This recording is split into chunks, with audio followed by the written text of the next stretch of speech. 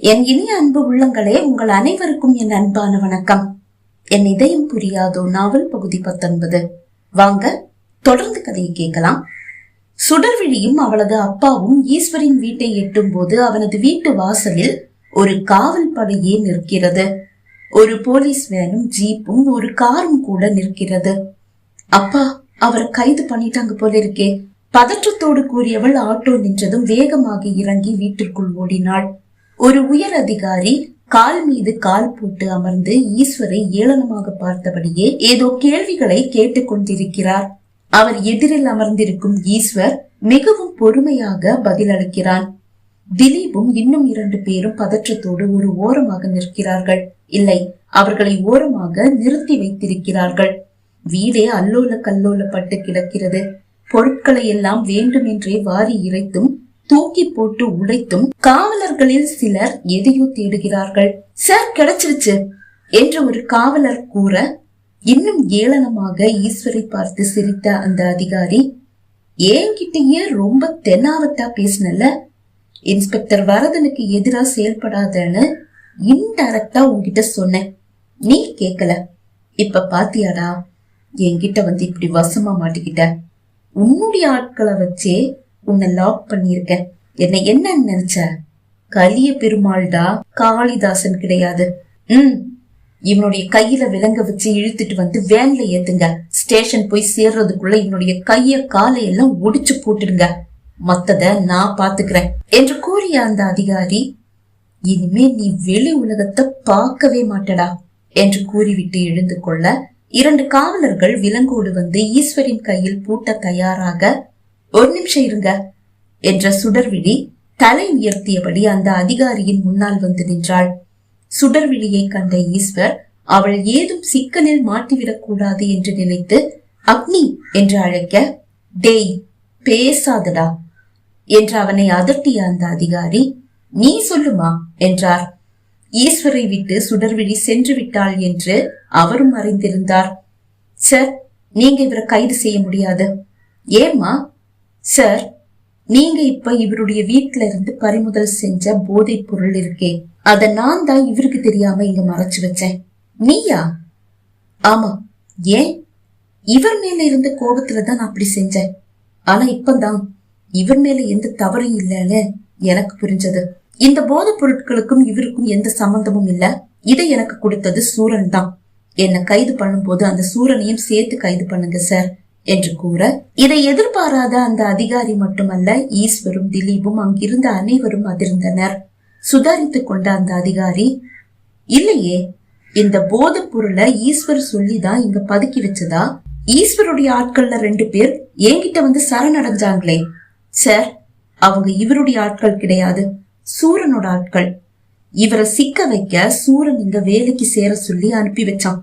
ஏன் முன்னாடிதான் ஈஸ்வருடைய வீட்டுல போதைப் பொருளை மறைச்சு வைக்க சொல்லி சூரன் அவங்க கிட்ட பேசினான். உங்ககிட்ட வந்து சரணடையவும் அவன் தான் சொன்னான். என்கிட்ட அதுக்கு சாட்சி இருக்கு. சுடர்விழி உறுதியாக கூற, வேறு வழியின்றி ஏமாற்றத்தோடு காவலர்களை பார்த்த அந்த அதிகாரி, இவளை கைது செஞ்சு வேன்ல ஏத்துங்க. இவளை வேன்லையே பற்களை நரநரவென கடித்தபடி கூறிவிட்டு அந்த அதிகாரி வெளியே செல்ல, அப்படி நீ என்ன காரியம் செஞ்சிட்ட? அவள் முன் வந்து நின்ற ஈஸ்வர் கோபமாக கேட்டான். என்னை இப்ப கூட நீங்க புரிஞ்சுக்கலையே ஈஸ்வர், என்ன உங்களால காப்பாத்த முடியும். ஆனா நீங்க ஜெயிலுக்கு போயிட்டா உங்களை யாராலையும் காப்பாத்த முடியாது. ஆம் என்று தலையசைத்தவன், நீ தைரியமா போ, என்ன செய்யணுமோ அத நான் செய்யறேன் என்று கூறிவிட்டு தன் செல்போனை வாங்கி வைத்திருந்த அந்த காவலரின் அருகில் வந்தான்.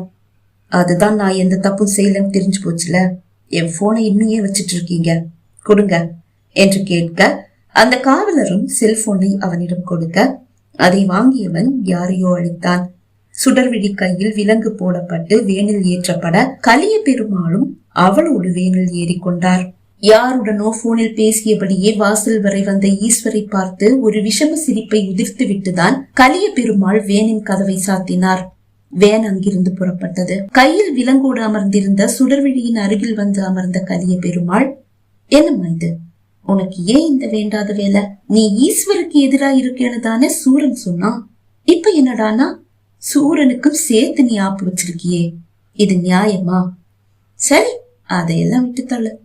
இப்போ ஸ்டேஷன் போய் சேர்ற வரைக்கும் நாம கொஞ்சம் அப்பா அம்மா விளையாட்டு விளையாடலாமா என்று கேட்டபடியே சுடர்விழியின் துப்பட்டாவை உருவி எறிந்தவர் அவளை தொட கையை உயர்த்த அவரது செல்போனுக்கு ஒரு அழைப்பு வந்தது. இந்த நேரத்துல இது யாரு? கோபமாக பாக்கெட்டில் இருந்த செல்லை எடுத்து பார்த்தவர் அவரது மகள் வீடியோ கால் செய்வதை கண்டு உடனே அழைப்பை ஏற்றார். ஸ்கிரீனில் அவரது மகளை வளைந்து நிற்கும் 4 பேரை கண்டு திடுக்கிட்டவர், அஞ்சலி, யார்மா இது என்று கேட்டார். தெரியலப்பா, அந்த பெண் பயந்தபடி கூற, சார் உங்களுக்கு போன் என்று வேனுக்குள் இருந்த ஒரு காவலர் தன் செல்போனை அவரிடம் நீட்ட அதை வாங்கி ஹலோ என்றார். என்ன கலிய பெருமாள், வெடவெடுத்து போயிட்ட போல ஈஸ்வரின் குரல் அது. அது சுடர்விழியின் செவியையும் எட்டியது. அதுவரை பயந்து நடுங்கிக் கொண்டிருந்த சுடர்விழியின் இதழ்களின் ஓரம் ஒரு புன்னகை உதயமானது.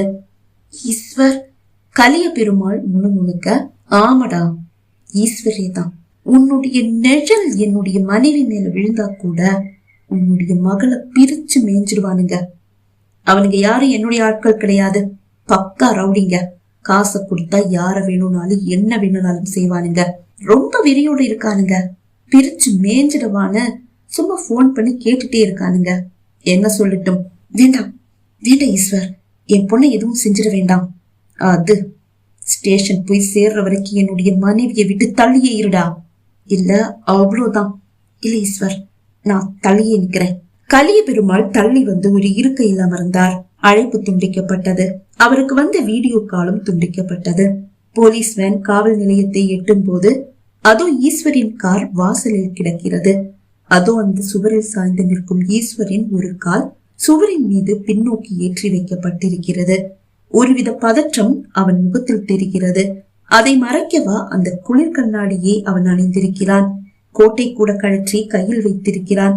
அவனையும் அவன் பதற்றத்தையும் மட்டுமல்ல, அவன் நிற்கும் அந்த அழகையும் சேர்த்து ரசித்தபடியே வேனிலிருந்து சுடர்விழி இறங்கினாள். அதற்குள் வெளியே இறங்கிய கலிய பெருமாளை ஊடகங்கள் சூழ்ந்து கொண்டன. சார், நீங்க ஏதோ முன்விரோதம் காரணமா ஈஸ்வர் சாருடைய மனைவிய ஏதோ பொய் கேஸ்ல அரெஸ்ட் பண்ணி கூட்டிட்டு வர்றதா எங்களுக்கு தகவல் வந்தது. சரியா சார்? ஒரு பத்திரிகையாளர் கேட்க, எனக்கு யார் மேலையும் எந்த ரவுடி மேலையும் எந்த முன்விரோதமும் கிடையாது. நான் ஒரு காவல் அதிகாரி. சட்டம் எதுவோ அததான் நான் நடைமுறைப்படுத்திட்டு இருக்கேன். கோபமாக அவர் கூற, இல்ல சார், நீங்க ஏதோ பொய் கேஸ் போட்டுதான் இவங்களை அரெஸ்ட் பண்ணி கூட்டிட்டு வந்திருக்கீங்கன்னு நாங்க கேள்விப்பட்டோம். ஒரு பெண் பத்திரிகையாளர் கூற, ஆமா சார், நீங்க ஈஸ்வர் சார் வீட்டுல இருந்து பறிமுதல் செஞ்ச அந்த போதைப் பொருள் கூட போதைப் பொருள் இல்ல, ஏதோ மைதா மாவை தான் நீங்களே அங்க பதுக்கி வச்சுட்டு அதை எடுக்கிற மாதிரி எடுத்துட்டு அவருடைய மனைவியை அரெஸ்ட் பண்ணி கூட்டிட்டு வந்திருக்கீங்களாமே. இன்னொருவர் கேட்க, மைதா மாவா? போதை மருந்துக்கும் மைதா மாவுக்கும் வித்தியாசம் கூடவா எனக்கு தெரியாது? அது ரொம்ப ஆபத்தான ஒரு போதைப் பொருள். இந்த ரவுடியை எல்லாம் நீங்க தான் ஹீரோ ஆக்குறீங்க. மக்களுக்கு நல்லது செய்யறான்னு சொல்லிட்டு தலைமையில தூக்கி வச்சு கொண்டாடுறீங்க.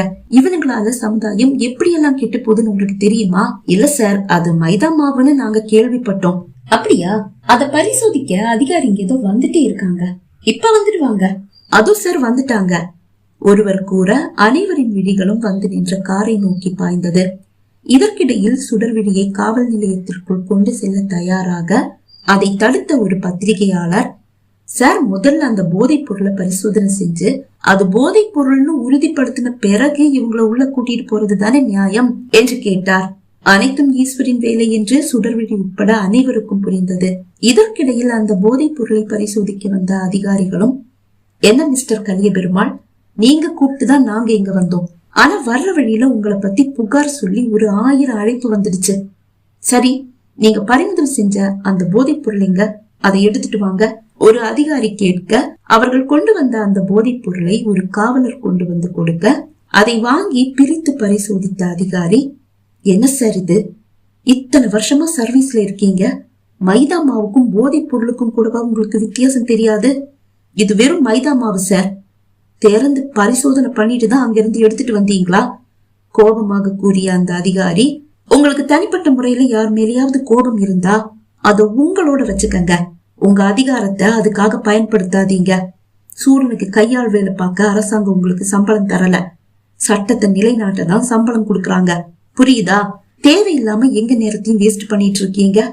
கோபமாக கூறிய அந்த அதிகாரி, ஏதோ கொலை குற்றம் செஞ்ச மாதிரி ஏன் சார் இவங்க கையில இப்படி விலங்க போட்டு இழுத்துட்டு வந்திருக்கீங்க, அவுத்து விடுங்க சார் என்று கூற சுடர்விழியின் கைவிலங்கு அவிழ்க்கப்பட்டது. காளிதாசன் சாரும் இன்னும் 2 அதிகாரிகளும் அங்கு விரைந்து வர கலிய பெருமாளுக்கு வியர்த்து கொட்டியது. இப்படி ஒரு ட்விஸ்டை அவர் எதிர்பார்க்கவில்லை அல்லவா? அவர்களிடம் இருந்தும் நன்றாக வாங்கி கட்டி கொண்டார் கலிய பெருமாள். இந்த நேரம் எல்லாம் சுடர்விழியின் விழிகள் காதலோடு ஈஸ்வரை ரசித்துக் கொண்டே இருந்தது. அவனது ஒவ்வொரு அசைவையும் அவள் விழிகள் காதலோடு ரசிக்க, அவன் விழிகளோ கோபமாக கலிய பெருமாள் மீதுதான் பதிந்து கிடந்தது.